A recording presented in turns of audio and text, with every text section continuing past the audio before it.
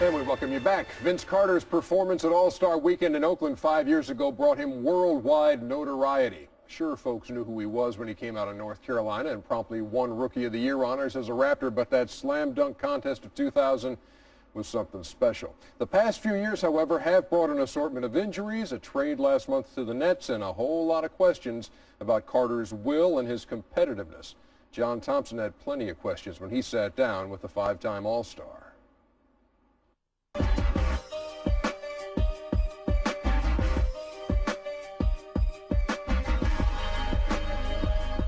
What was your first reaction when you found out that now I'm going to the Nets? Well, first of all, I couldn't believe it. I thought it was a joke. I thought my family was playing a joke on me and everything. And once it was a reality, you just started thinking of, okay, what do they have and how can I fit in? And first thing you think of is Jason Kidd, Richard Jefferson. You speak about Jason Kidd a lot.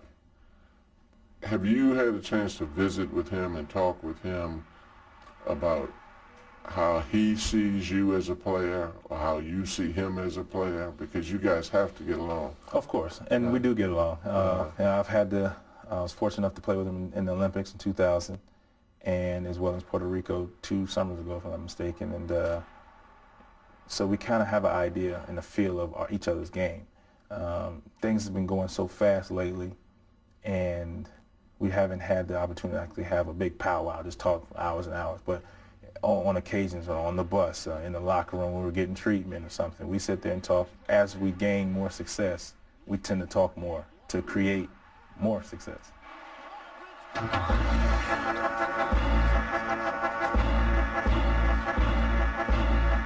Did you want to be traded from Toronto, and why did you want to be traded? It's one of those things. I look at our team in 2000, and we were right there in the elite groups with the Sixers and the Bucks and everything, and we haven't done as well since. And it's just been a tough road for me, and it was just time for a new change. When you go home after a loss, you're not happy. But when you go home after a win and you're still just not quite happy, you should enjoy your win. And it just wasn't there anymore, just for whatever reason. There's been so many things, new coaches, new GMs. I've gone through 4 coaches in my 6.5 years in Toronto. So it's always kind of starting over, and it was tough. The team always took a hit, and of course, if the Toronto Raptors take the hit, who's taking the big hit. And I just never felt like that, like it was, we all took a stand together, because it's the Raptors organization, not just Vince. And I told him, I don't have a problem with being in the forefront saying, hey, I need to step my game up. I need to make my teammates better. But after a while, it's just like they're like, okay, handle this, Vince, in so many ways. And here is Vince Carter with his first step. I saw you dunk a ball, and I was sitting on a baseline in the dunk contest, and I'm not a great believer in dunking, but I went when you did that. As a result of that,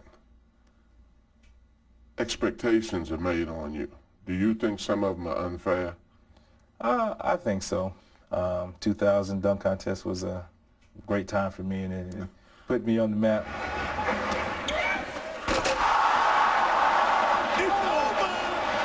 It's over, ladies and gentlemen.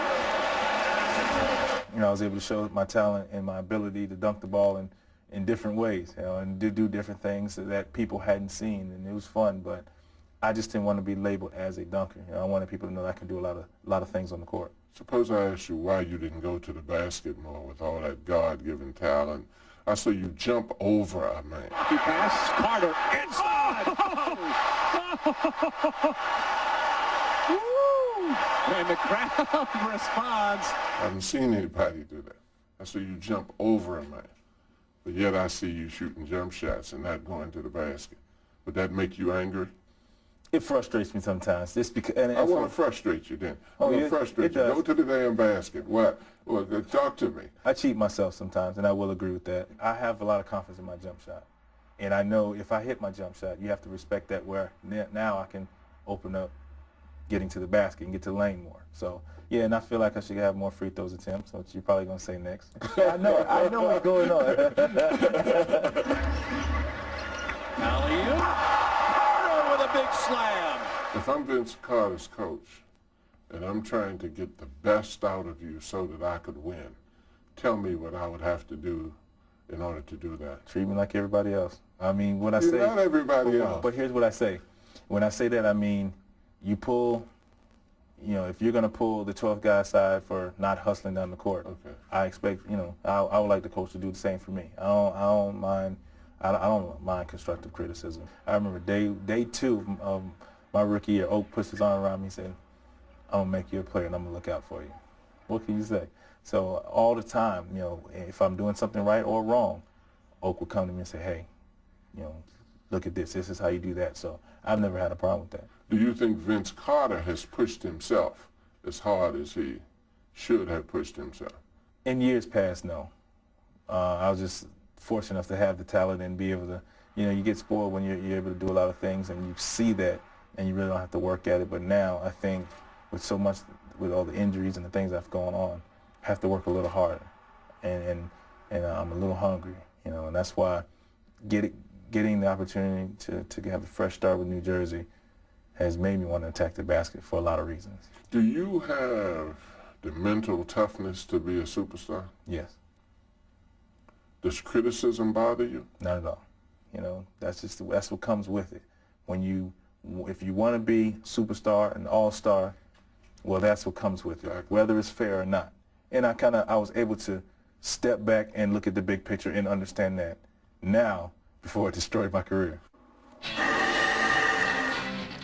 Vince Carter, you talk about the games he's played in 98 to 2000, playing in 97% of the game, in fact 145 straight at one stretch, and then 72% of the games in 2002 to 2004. And at last report, still the leading vote-getter at forward for the Eastern Conference All-Stars. He'll be 28 in a few weeks. Have we seen the best already that Vince Carter has to offer, or can we see better as a net? Well, I think as far as a team, I think he can do better because I think he is a number 2 or number 3 guy as far as being a really good player. He's not a superstar. I think playing with Jason Kidd is really going to help him. But it depends on if he take care of his body. But if you look at his body, it's not the same as it was 5 years ago. Looks to me like he's a guy who works out playing basketball and don't lift weights because his body shouldn't be breaking down at 28. His body looks really light. But I tell you the biggest problem with Vince Carter. He's a nice guy. I've never met a great player who wasn't a bit of a gruff, who would slap his mama to get a rebound. I mean, he's just a nice kid. John Thompson, I don't know if we around here at TNT appreciate him. You could just tell by the questions he was asking, he wanted to know. Because Vince Carter is very frustrating. I mean, 5 years ago, this kid, the sky was the limit. But because is he competitive enough? He's just a guy with a ton of talent. He has not pushed himself. Like I say, I just think personally, he's just too nice of a guy. He doesn't have that edge. Watching him from college, University of North Carolina to now, I agree with a lot of things that Charles had just said. And I think one of the things that was a detriment to him was being in Toronto because he can fly under the radar, where basketball isn't the number 1 page in the sports section or even in the paper, where you can get away with having games that are kind of lackluster, having performances that don't mean as much. You lose a game that don't mean as much.